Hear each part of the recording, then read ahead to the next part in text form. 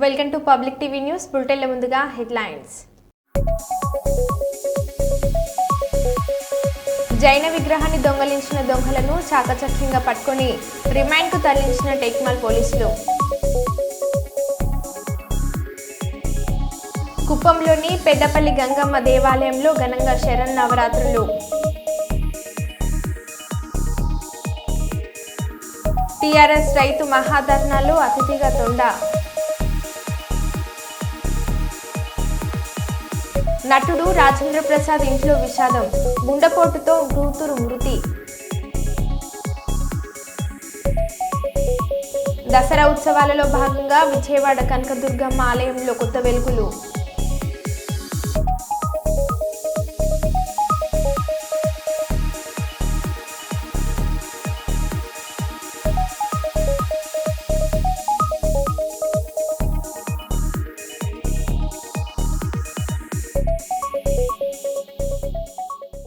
వివరాల్లోకి వెళ్తే పెద్దపల్లి జిల్లా కేంద్రంలోని గాయత్రి డిగ్రీ అండ్ పీజీ కళాశాలలో ఘనంగా బతుకమ్మ వేడుకలు నిర్వహించడం జరిగింది. ఈ కార్యక్రమానికి కళాశాల చైర్మన్ అల్లంకి శ్రీనివాస్ పాల్గొని గౌరవదేవికి బతుకమ్మకు పూజలు నిర్వహించడం జరిగింది. ఈ కార్యక్రమంలో విద్యార్థినులు రకరకాల పూలతో బతుకమ్మను పేర్చడం జరిగింది. ఈ కార్యక్రమంలో ప్రిన్సిపల్ జె రవీందర్ మరియు అధ్యాపకులు తదితరులు పాల్గొన్నారు.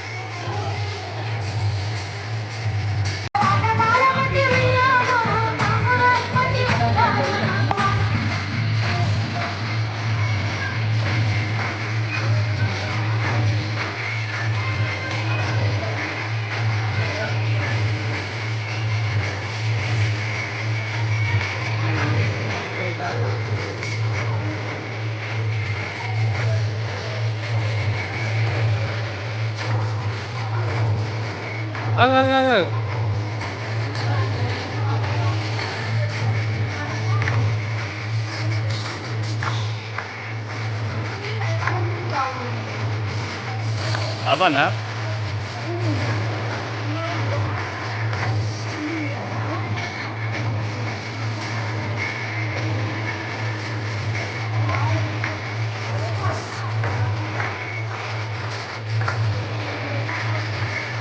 అయిపోయిందా?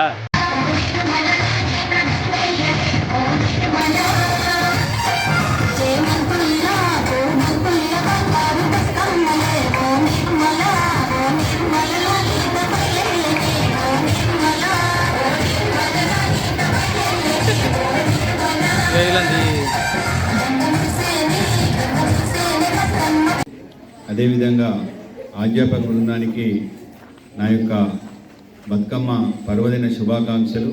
మనము ఈ 9 రోజులు కూడా ఇటు నవరాత్రులు, దుర్గా అమ్మవారి నవరాత్రితో పాటు ఇక్కడ బతుకమ్మ సంబరాలను కూడా మనం జరుపుకుంటాం. ఈ యొక్క బతుకమ్మ పండుగ అనేది మన తెలంగాణ ప్రాంత ప్రజలకు మాత్రమే ఈ యొక్క ప్రత్యేకమైన పండుగ. ఎందుకంటే ప్రపంచంలో ఎక్కడ కూడా జరుపుకోరు. ఇది ఒక తెలంగాణ ప్రజలకు మాత్రమే ప్రత్యేకమైనటువంటి పండుగ ఈ బతుకమ్మ పండుగ. తెలంగాణ జానపద గేయ రూపంలో తెలంగాణ యొక్క జీవన శైలిని, తెలంగాణ యొక్క ప్రజల యొక్క జీవన విధానాన్ని, అదేవిధంగా ముఖ్యంగా ఆడపడుచుల యొక్క కష్ట సుఖాలను ఇవన్నీ కూడా తెలియజెప్పే విధంగా మన ఈ యొక్క బతుకమ్మ పాటలు రూపొందించబడినాయి. దాని ముఖ్యంగా మీరందరూ కూడా ఈ పాట రూపకంలో ఉన్న ఈ పాటలన్నిటి కూడా మీరు అందరూ కూడా నేర్చుకోవాలి. ముఖ్యంగా మొత్తము ఈ డీజే సౌండ్స్ మీద ఆధారపడకుండా మీరు కూడా ఇలాంటి తెలంగాణ జానపద గేయాలను మీరు కూడా నేర్చుకొని ముందు తరాలకు అందియాలి. ఎందుకంటే ఇది ఎప్పుడో కొన్ని వందల వేల సంవత్సరాల నుంచి వస్తున్నటువంటి పండుగ. అప్పటి పాటలు కూడా ఇప్పటికీ జీవం పోస్తున్నాయి. ఎందుకంటే ఆ తరం వాళ్ళు మనకు అందించారు. కాబట్టి మీరు ముందు తరాలకు ఈ యొక్క సంస్కృతి సాంప్రదాయాలను అందించాల్సిన అవసరం ఉన్నది. కాబట్టి మీ యొక్క ఈ సంస్కృతిని ముందు తరాలకు అందించాలనే ఉద్దేశంతో ఈ యొక్క కళాశాలలో బతుకమ్మ సంబరాలను నిర్వహించడం జరిగింది. ముఖ్యంగా మనం దేవుణ్ణి పూలతో పూజిస్తాం. ఆ పూలనే పూజించే పండుగ ఈ యొక్క బతుకమ్మ పండుగ. కాబట్టి ఇలాంటి ప్రత్యేకమైన పండుగను మీరు సాంప్రదాయబద్ధంగా జరుపుకోవాలని, అదేవిధంగా అమ్మవారి యొక్క ఆశీస్సులు మీ అందరికీ కూడా ఉండాలని ఈ యొక్క సందర్భంగా తెలియజేస్తూ ముగిస్తున్నాను. ఆంధ్రప్రదేశ్ రాష్ట్ర ప్రభుత్వం కుల మతాలకు అతీతంగా పండుగల కానుకలు ఇవ్వడం మంచి సాంప్రదాయమని కార్మిక శాఖ ఉప కమిషనర్ కె వెంకటేశ్వర్లు తెలిపారు. కర్నూలు నగరంలోని 48వ వార్డు రోజా వీధిలో రోజా మహిళా ఐక్య సంఘం అధ్యక్షురాలు మీసాల సుమలత, కర్నూలు కళాకారుల సంఘం అధ్యక్షులు బైల్పల్ల షఫీ ఉల్లా ఆధ్వర్యంలో సంక్రాంతి, క్రిస్మస్, రంజాన్ పండుగలకు నిత్యావసర సరుకులు ఇచ్చేదాన్ని గుర్తు చేస్తూ దసరా పండుగ కానుకలను కార్మిక శాఖ ఉప కమిషనర్ కె వెంకటేశ్వర్లు ముఖ్య అతిథిగా పాల్గొని పంపిణీ చేశారు. ఈ సందర్భంగా కార్మిక శాఖ ఉప కమిషనర్ కె వెంకటేశ్వర్లు మాట్లాడుతూ కేంద్ర, రాష్ట్ర ప్రభుత్వాలు అందించే సంక్షేమ పథకాలను భవన మరియు నిర్మాణ రంగాల కార్మికులు సద్వినియోగం చేసుకోవాలని కోరారు. ఈ కార్యక్రమంలో తదితరులు పాల్గొన్నారు.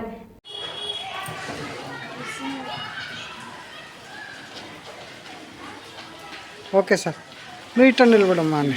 ఓకే రాను సార్, ముందుకు రానిచ్చినమ్మా. Okay sir, okay sir, okay sir. Kurnool జిల్లా కళాకారుల సేవా కేంద్రం ఆధ్వర్యంలో 48వ వార్డు కర్నూలు నగరంలోని రోజా వీధిలో మహిళా సంఘం ప్రతినిధి మీసాల సుమలత ఆధ్వర్యంలో, అలాగే గౌరవ కార్మిక శాఖ అధికారి పెద్దలు వెంకటేశ్వర్లు సార్ గారి ఆధ్వర్యంలో ఈరోజు రోజా వీధి నందు నిరుపేద వృద్ధులకు, మహిళలకు, కార్మికులకు, కర్షకులకు దసరా పండుగకు అవసరమైనటువంటి కిరాణా సరుకులను అందజేయడం జరిగింది. కిరాణా సరుకులు అందజేయడం వల్ల కార్మిక కర్షకులంతా ఈ విజయదశమి పండుగను ఆనందంగా జరుపుకోవాలని చెప్పేసి, నిరుపేదల ఇళ్లలో కూడా పండుగలు జరపాలనే ఉద్దేశంతో మా కళాకారుల సేవా కేంద్రం ఆధ్వర్యంలో ఈరోజు ఈ సహాయ కార్యక్రమం చేపట్టడం జరిగింది. కిరాణా సరుకులు తీసుకున్న ప్రతి ఒక్కరూ ఆనందంగా, మరి కుల మతాలకు అతీతంగా ఈ విజయదశమి పండుగను ప్రతి ఒక్కరూ ఆనందంగా ఆనందించాలనే ఉద్దేశంతోనే ఈ సేవా కార్యక్రమాన్ని ఇక్కడ చేపట్టడం జరిగింది. ఈనాటి ఈ కార్యక్రమంలో పెద్దలంతా పాల్గొన్నారు. సహకరించిన ప్రతి ఒక్కరికి, విచ్చేసిన వృద్ధులకు, మహిళలకు ముందస్తుగా దసరా శుభాకాంక్షలు తెలియజేసుకుంటున్నాను. నా పేరు బైలుపల్ల షఫీవుల్లా, కర్నూలు జిల్లా కళాకారుల సేవా కేంద్రం, కర్నూలు. Thank you sir. 48వ వార్డు సుమలత గారు అండ్ షఫీవుల్లా గారు, ఇది వచ్చిన అందరికీ ధన్యవాదాలు. ఇప్పుడు దసరా కానుకగా పేదలకి రామస్వామి గారు ఒక వృత్తాభక్తితో అందరికీ కేజీ శనగపిండి, ఒక హాఫ్ కేజీ పుట్నాలు, గోధుమ పిండి అన్నీ కలిపి ఇవ్వడం జరిగింది పేదలకి. ఈ 45 వాటిలో ఆయన కష్టపడి, ఆహార్నిశలు కష్టపడి ఆయన జాతర దగ్గర తీసుకొచ్చి పేదలకు పంచుకోవడం జరుగుతుంది. ఇది దసరా కానుక. దసరా కానుక వల్ల ఇప్పుడు ముస్లిమ్స్కి రంజాన్తో బాగా, అట్లానే మన కార్మికులకి, పేద ప్రజలకి ఉచితంగా దాతల దగ్గర వచ్చేసి వాళ్ళకి పంచడము అన్నీ జరుగుతూ ఉన్నాయి. ఇది మన రామస్వామి గారి వల్ల ప్రతిభ, ఆయన మంచి వ్యక్తిత్వం, అందరూ కలిసి ఆయన ఉదార స్వభావం నలుగురికి మంచి చేయాలని చెప్పి ఆతృతలో అందరికీ పంచడం జరిగింది. స్వర్గీయ మాజీ కేంద్ర మంత్రి పెద్దపల్లి మాజీ పార్లమెంట్ సభ్యులు గడ్డం వెంకటస్వామి 90వ జయంతిని పురస్కరించుకుని నగర కాంగ్రెస్ అధ్యక్షుడు బొంతల రాజేష్ ఆధ్వర్యంలో స్థానిక జిఎం కాలనీ మాలముల్పు దగ్గర గల కాకా విగ్రహానికి స్థానిక నాయకులతో కలిసి పూలమాలలు వేసి ఘనంగా నివాళులు అర్పించిన రామగుండం శాసనసభ్యులు రాజ్ ఠాకూర్ అనంతరం కాంగ్రెస్ పార్టీ సీనియర్ నాయకులు పి మల్లికార్జున ఆధ్వర్యంలో చౌరస్తాలో జరిగిన అన్నదాన కార్యక్రమానికి ముఖ్య అతిథులుగా విచ్చేసి భోజనాలను వడ్డించి పెద్దపల్లి జిల్లా కాంగ్రెస్ పార్టీ అధ్యక్షులు మరియు రామగుండం నియోజకవర్గ శాసనసభ్యులు రాజ్ ఠాకూర్ ఈ సందర్భంగా ఎమ్మెల్యే మాట్లాడుతూ ఈ కార్యక్రమంలో కాంగ్రెస్ పార్టీ సీనియర్ నాయకులు, కార్పొరేటర్లు, మాజీ కార్పొరేటర్లు, వివిధ భాగాల అధ్యక్షులు, పెద్దపల్లి జిల్లా సోషల్ మీడియా కోఆర్డినేటర్, నియోజకవర్గ సోషల్ మీడియా కోఆర్డినేటర్ తదితరులు పాల్గొన్నారు.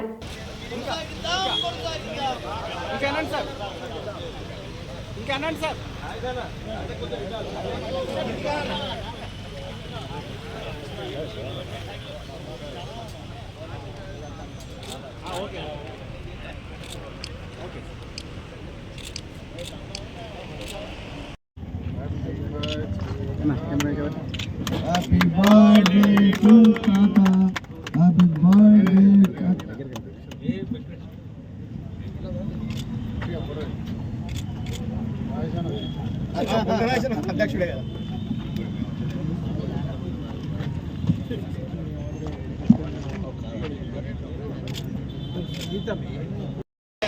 గౌరవ దివంగత నేత, మనందరి ప్రియతమ నాయకులు, అనేక సంవత్సరాలు ఈ ప్రాంతానికి పార్లమెంట్ సభ్యులుగా తెలంగాణ సాధన కొరకు తనకు ప్రత్యేకమైనటువంటి శ్రద్ధలు చూపి 1969లో దానికంటే ముందు అనేక ఉద్యమాల్లో పాల్గొని రాజకీయాల్లోకి వచ్చి ఈ ప్రాంతం నుంచి పార్లమెంట్ సభ్యులుగా, కేంద్ర మంత్రిగా ఈ రాష్ట్ర రాజకీయాల్లో, దేశ రాజకీయాల్లో అనేక మార్పులు తీసుకొచ్చి ఇలా కార్మిక మంత్రిగా భారతదేశంలో చరిత్రాత్మకంగా నిలిపించుకున్నటువంటి చరిత్ర గౌరవ శ్రీ వెంకటస్వామి కాక గారు. వారు చేసినటువంటి సంస్కరణ వల్ల ఇలా కార్మికుడు ధైర్యంగా తల ఎత్తుకొని నిలబడి మాకు రిటైర్డ్ అయిన తర్వాత కూడా మేము జీవించగలుగుతామనే నమ్మకాన్ని తీసుకొచ్చి నిజం చేసినటువంటి ఒక వ్యక్తి ఇలా వెంకటస్వామి కాక గారు. మన కార్మిక క్షేత్రంలో ప్రతి ఒక్క కుటుంబం కూడా గర్వంగా చెప్పుకునేటువంటి అవసరం ఉంది. ఇవాళ పెన్షన్ వ్యవస్థ, పిఎఫ్, ఈఎస్ఐ వ్యవస్థ, సింగరేణి నష్టాలు ఉన్నప్పుడు దాదాపు 650 కోట్ల రూపాయలు ఆర్థిక సాయం కేంద్రం ద్వారా ఇప్పించి ఈ వ్యవస్థను కాపాడి, ఎందుకంటే చరిత్రాత్మకమైన వ్యవస్థ సింగరేణి వ్యవస్థ. నిజాం పరిపాలన బొగ్గు ప్రారంభిస్తే డక్కన్ కోల్గా, తర్వాత సింగరేణి కోల్గా మారిన వ్యవస్థ చరిత్ర ఉన్నటువంటి ఇవాళ భారతదేశానికి ఆదర్శంగా సింగరేణిని చూసే కోల్ ఇండియా వచ్చింది, సింగరేణిని చూసే ఎన్టీపీసీ వచ్చింది, సింగరేణిని చూసే ఇతరత్ర కంపెనీలు వచ్చినాయి. దరిద్రం ఏమిటంటే వెంకటస్వామి గారి కాలు దేశవ్యాప్తంగా సింగరేణి కావాలనుకుంటే మరి అది కాలేకపోయింది. తెలంగాణ సాధించిన తర్వాత సింగరేణిని దేశవ్యాప్తంగా చేయాలనే ఆలోచన ఉండే. దురదృష్టం, దొరల పాలన ఈ రాష్ట్రాన్ని కబలించింది. ఈరోజు రేవంత్ రెడ్డి గారు ముఖ్యమంత్రిగా, మా నాయకులు శ్రీధర్ బాబు గారు, భట్టి విక్రమార్క గారు, ఇవాళ మళ్ళీ మన ఏదైతే రాజశేఖర రెడ్డి గారు, తర్వాత వెంకటస్వామి గారు ఆలోచన చేసినారో ఈ సింగరేణి దేశవ్యాప్తంగా విస్తరించాలని, సింగరేణి కార్మిక వ్యవస్థ తెలంగాణతో పాటు అన్ని దేశాల్లో కూడా ఉండాలని, అన్ని దేశవ్యాప్తంగా ఉండాలనే ఆలోచనతో ఈరోజు ముందుకు పోతా ఉంది. ఇవాళ నిన్నటి వరకు సింగరేణి కార్మిక వ్యవస్థను దోచుకున్నటువంటి మొన్నటి వరకు ఉన్న పాలకులు ఎవరైతే ఉన్నారో బీఆర్ఎస్ దొరల పాలన, గడిల పాలన బద్దలు కొట్టి ఈరోజు ప్రజాస్వామ్య తెలంగాణ తెచ్చుకున్న మన ప్రజలు ఇవాళ సింగరేణిని విస్తరింపజేయడానికి ప్రభుత్వం ఆలోచన చేస్తున్న తీరును ప్రతి ఒక్కరు గమనించాలి. దీనికి కారణం మూలం వెంకట స్వామి గారు అనే విషయాన్ని మీ అందరికీ ఇవాళ గర్వంగా తెలియజేస్తా ఉన్నాను. అంబేద్కర్ కోనసీమ జిల్లా కొత్తపేట నియోజకవర్గం వచ్చిన టీడీపీ అధికార ప్రతినిధి మహాసేన రాజ్కు రావులపల్లెం కొత్తపేట గ్రామాలలో పార్టీ శ్రేణులు అభిమానులు ఘన స్వాగతం పలికారు. ఈ సందర్భంగా అంబేద్కర్ విగ్రహానికి ఆయన పూలమాలలు వేసి నివాళులు అర్పించారు. అనంతరం ఆయన ఈ నెల 12వ తేదీన కాకినాడ అంబేద్కర్ భవన్లో ఎస్సీ వర్గీకరణ, ఎస్సీల మత స్వేచ్ఛ అనే అంశాలపై ఏర్పాటు చేసిన సభకు సంబంధించిన చెలో కాకినాడ పోస్టర్లను ఆవిష్కరించారు. ఈ సందర్భంగా ఆయన మీడియాతో మాట్లాడుతూ ఎస్సీ వర్గీకరణ చేసుకునే అధికారం రాష్ట్రాలకు ఉందని సుప్రీంకోర్టు తీర్పు వెలువరించిన నేపథ్యంలోని ఈ సమావేశం నిర్వహిస్తున్నామని, ఈ సమావేశానికి అందరినీ ఆహ్వానించేందుకు కోనసీమకు వచ్చానని చెప్పారు. మతం మారితే కులం మారడం అనే నిబంధనలు ఎస్సీలకు మాత్రమే వర్తింపచేయడం చాలా దారుణమని, ఇది రాజ్యాంగంలోని ఆర్టికల్ 14, 25లకు వ్యతిరేకమని టీడీపీ అధికార ప్రతినిధి మహాసేన రాజేష్ అన్నారు. రాజేష్ మహాసేన్ అండి. ఈ రోజున కొత్తపేట నియోజకవర్గం కొత్తపేట రావడం జరిగింది. రేపు 12వ తారీఖున కాకినాడ అంబేద్కర్ భవన్లో ఎస్సీ వర్గీకరణ మరియు ఎస్సీల మత స్వేచ్ఛ అనే అంశాల మీద మేము ఒక సమావేశం నిర్వహించడానికి తలపెట్టాం. దీనికి కొత్తపేట నియోజకవర్గం నుంచి కూడా హృదయపూర్వకంగా మేము ఆహ్వానం తెలియజేయడానికి ఇక్కడ రావడం జరిగింది. మీకు తెలుసు, సుప్రీంకోర్టు మొన్న ఎస్సీల వర్గీకరణ చేసుకునే అధికారం రాష్ట్రాలకు ఉంది. ఒకవేళ అవకాశం ఉంటే ఎవరికైనా నచ్చితే మీరు చేసుకోవచ్చు అని ఒక తీర్పు వెలువరించడం జరిగింది.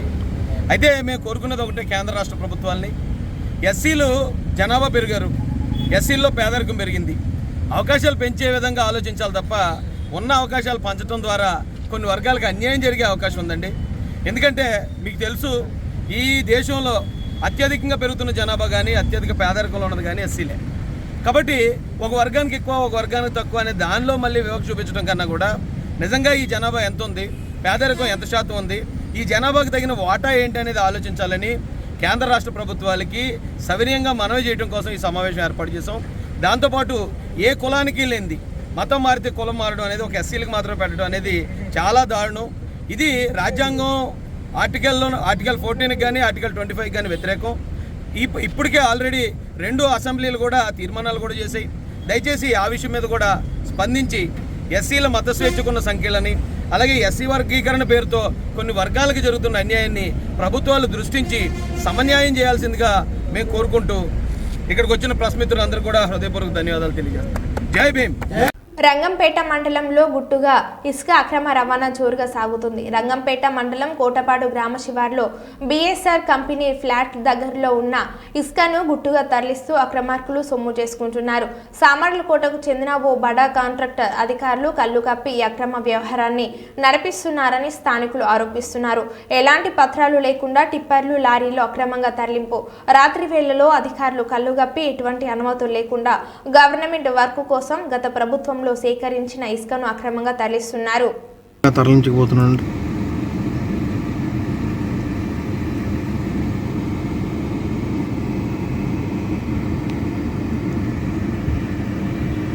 ఏమైనా మట్టి వచ్చేస్తుంది. ఎవరు వేసుకెళ్తున్నారు? అది మాదన్నా మాది ఇదే ఎక్కడ జగన్పేట కాదు. ఈ లోడ్ ఎక్కడికి వేసుకెళ్తున్నారా? అదే జగన్పేట వేసుకెళ్తున్నారు. ఎవరికే? కస్టమర్ ఎవరో మనకు తెలియదు. బ్రోకర్ ఫోన్ చేసి చెప్పాడు. ఎంత ఉంటుంది బండి? ఎంత ఉంటుంది? ఎంత అవుతుంది? 3 6 యూనిట్లు బండి? 6 యూనిట్లు బండి అండి. ఎంత అవుతుంది? ఏది లోడా? లోడ్ ఒక్కొక్క రేట్ అండి. మనకైతే 18,000 చెప్పారు. జగన్పేట 18,000 కాదు, లోడింగ్ 18,000. ఓకే. వీళ్ళు ఇచ్చే రేటు ఒక్కొక్క రేట్ ఇస్తున్నారా? కొద్దిగా తెలిసినోడు ఫోన్ చేసి ఇస్తే తక్కువ. మళ్ళీ తెలియని వాళ్ళు ఉంటారా సింగిల్ ఓనర్లో, ఇంకా వాళ్ళు ఏది చెప్తే అది వినాలి. ఇంకా అంతేలే.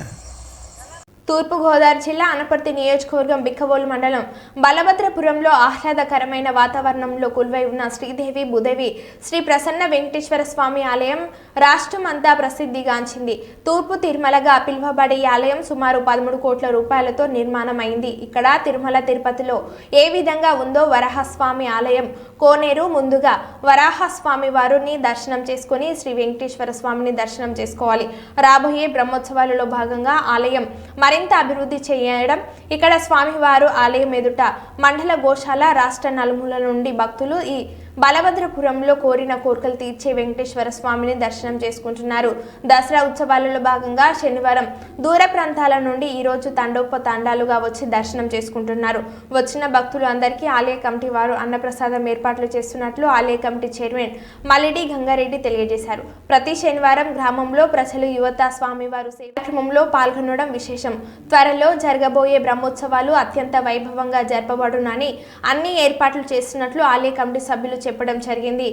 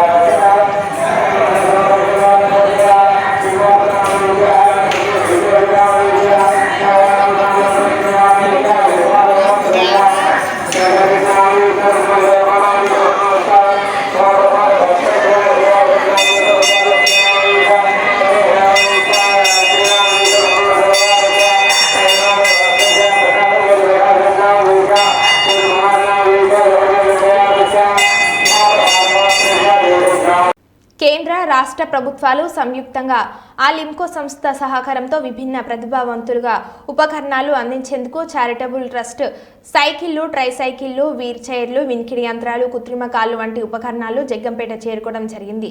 శుక్రవారం జగ్గంపేట శాసనసభ్యులు జ్యోతుల నెహ్రూ ఈ ఉపకరణాలను పరిశీలించారు. అనంతరం ఆయన మాట్లాడుతూ కూటమి ప్రభుత్వాలు నిబద్ధతతో పనిచేస్తుంది అనడానికి నిదర్శనం ఈ రోజు దివ్యాంగులను ఆదుకునేందుకు శిబిరం ఏర్పాటు చేసి వారికి కావాల్సిన పనిముట్లు గుర్తించి 350 మంది నుంచి 550 ఉపకరణాలు అందించేందుకు అక్టోబర్ 7వ తేదీ ఉదయం 9 గంటల నుండి జగ్గంపేట సెంటర్లో గత పాత పోలీస్ స్టేషన్ వద్ద ఏర్పాటు చేస్తున్నామని, ఆ రోజు శిబిరంలో నమోదు చేసుకున్న వారికి అందించడం జరుగుతుందని, మిగతా వారు ఎవరైనా ఉంటే వారి పేర్లు నమోదు చేసుకుని తర్వాత వారికి ఇవ్వడం జరుగుతుందని ఎమ్మెల్యే నెహ్రూ అన్నారు.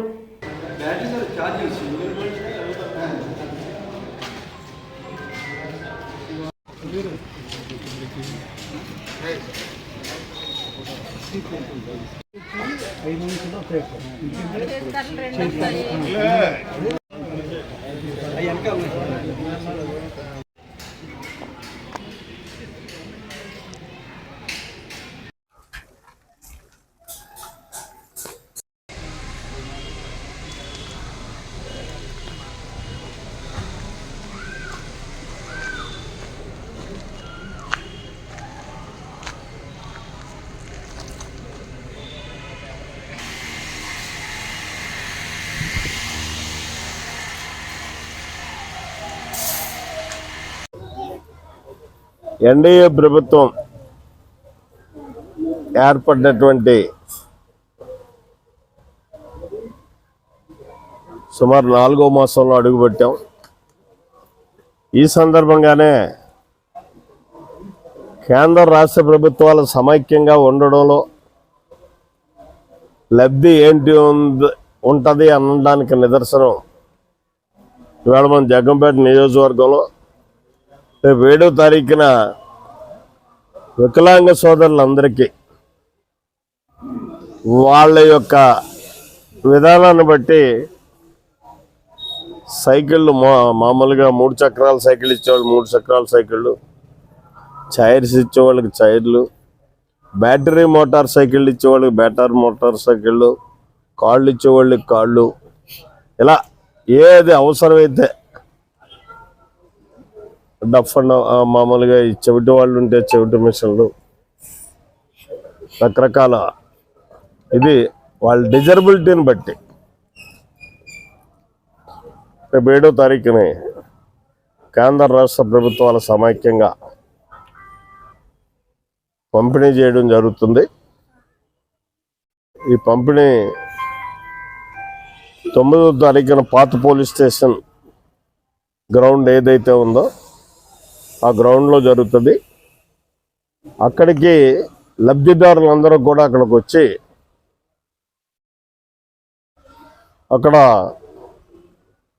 ఆయా వాళ్ళకి ఏదైతే పరికరం శాంక్షన్ అయిందో దాన్ని తీసుకోవాల్సిందిగా కోరుతున్నాం.